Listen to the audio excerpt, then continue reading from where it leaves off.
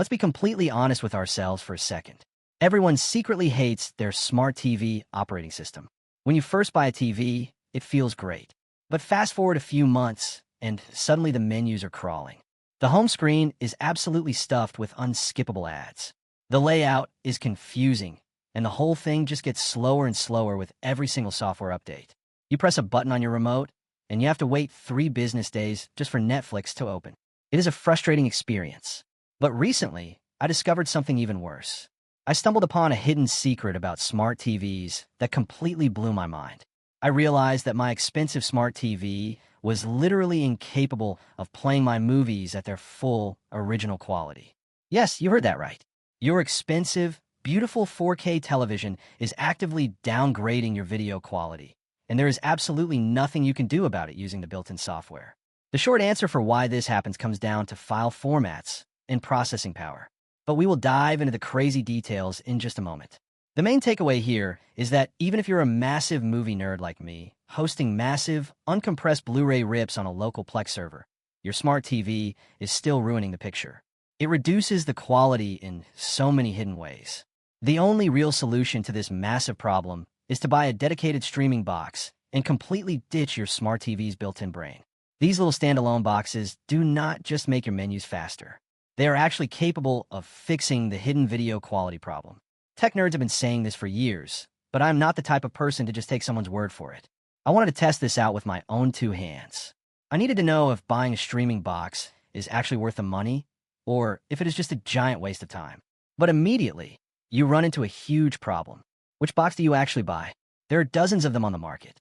Every time you ask a tech expert, you get 2 very loud answers. They always tell you to buy the Apple TV 4K or the NVIDIA Shield.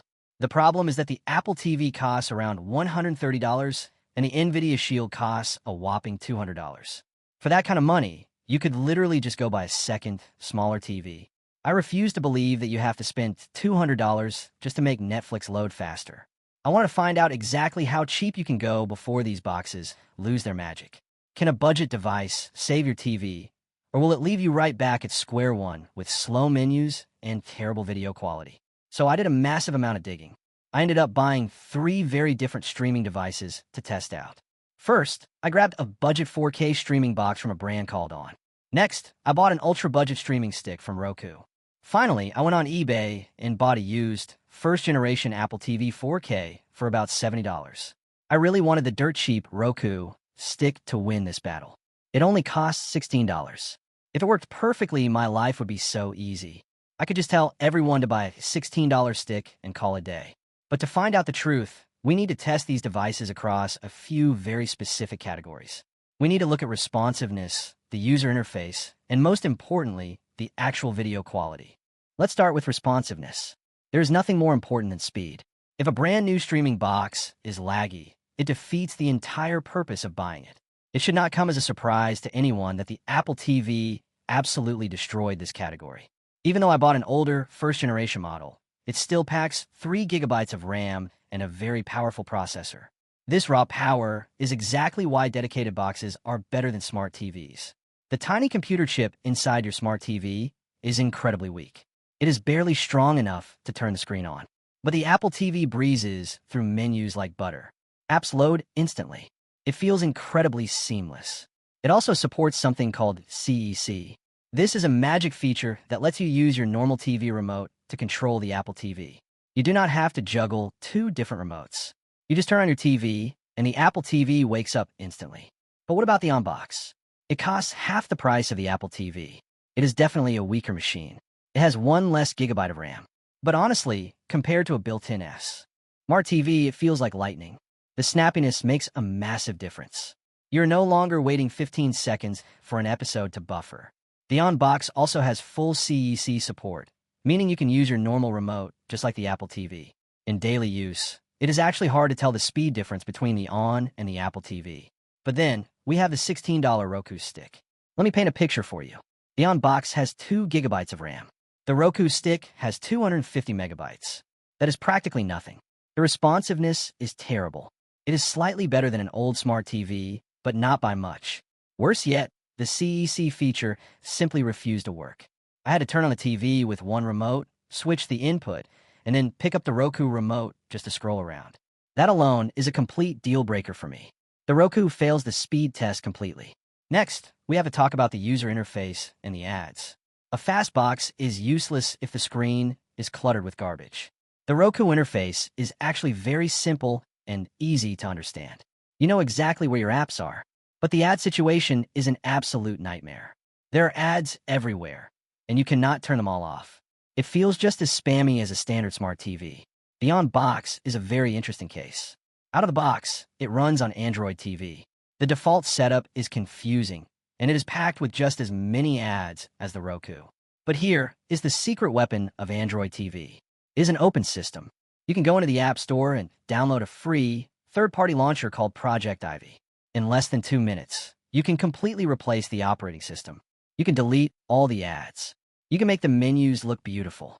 There's also a hidden flaw in the on-box that nobody talks about. It has a built-in AI upscaling feature that cannot be turned off in the normal settings. It tries to make low-quality video look sharper, but it actually makes everything look unnatural and weird. It even messes with pure 4K content. But when you install Project Ivy, you get a magic toggle switch to turn this awful AI feature off. Once you customize the on-box, it goes from being a messy, ad-filled nightmare to a clean, wonderful experience. Finally, we look at the Apple TV's interface. Apple is famous for making clean software. The menus are gorgeous. The layout is simple.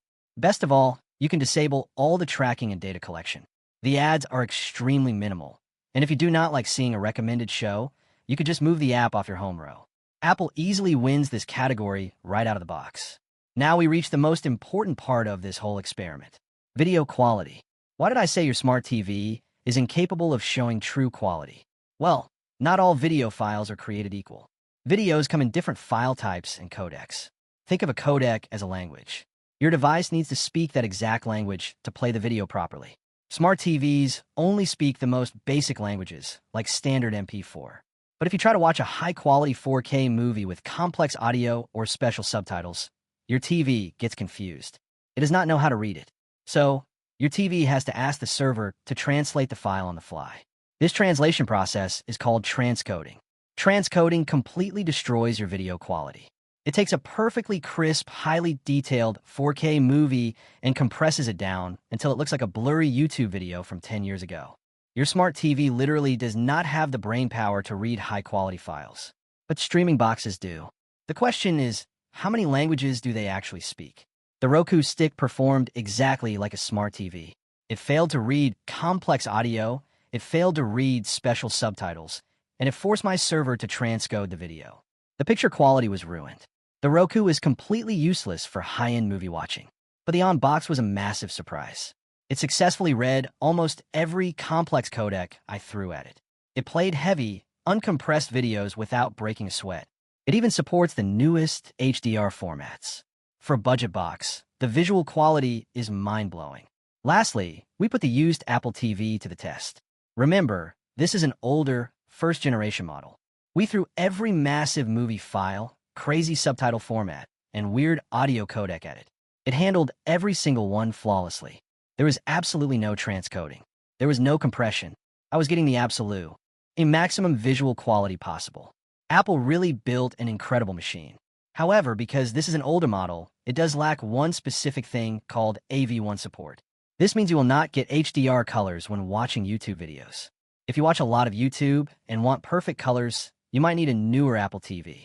But for watching huge, high-quality movies from a local server, the Apple TV is the undisputed king. So after all this testing, what is the final verdict? The Roku stick is terrible. Do not buy it. You will just be frustrating yourself with lag and terrible video quality. The on-box, however, is an absolute steal. For the price of a cheap dinner, you can completely upgrade your living room. It makes your TV incredibly fast, it plays high-quality files, and as long as you use Project Ivy to turn off the ads and the weird AI upscaling, it is a fantastic device. But in my personal opinion, the Apple TV 4K is the ultimate winner. Even a used model for $70 gives you a premium, lightning-fast experience with zero ads and perfect video playback.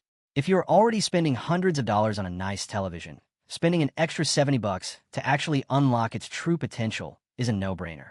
It is an investment that you will appreciate every single time you sit down on your couch. If you want to stop letting your TV ruin your movies, ditch the built-in software today. If you found this breakdown helpful and want to learn more secrets about your everyday tech, please make sure to like the video, share it with a friend who has a slow TV, subscribe to the channel, and hit that bell icon so you never miss an upload. Thanks for watching, and enjoy your new, blazing fast home theater.